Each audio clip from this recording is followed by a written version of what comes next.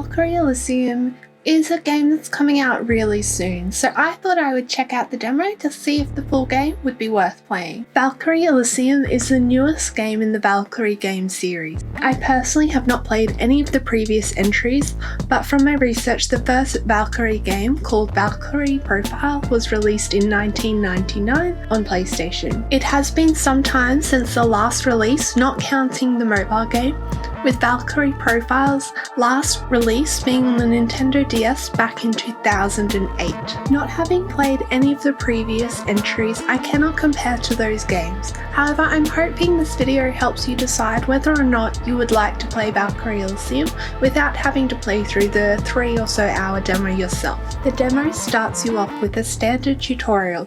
It goes through the gameplay mechanics and introduces the fast-paced battles. The mechanics themselves are interesting.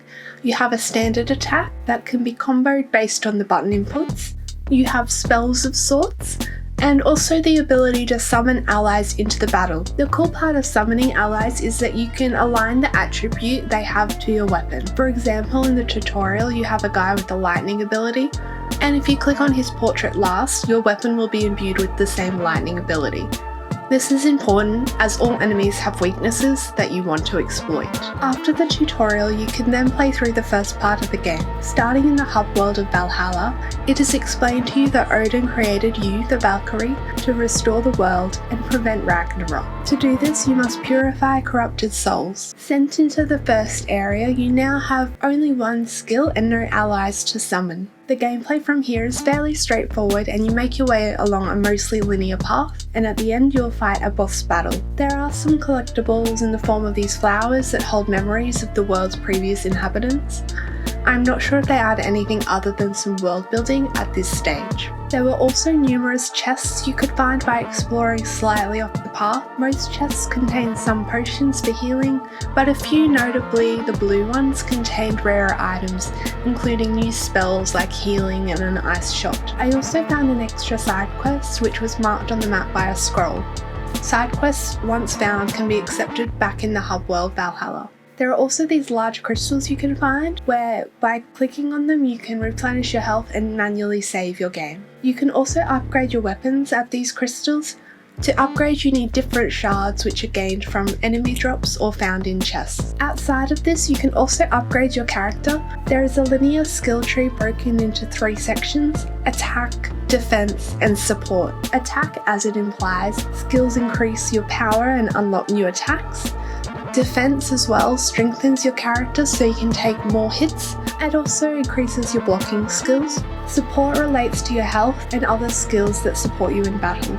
Whilst running through the first area, the number of enemies felt fair.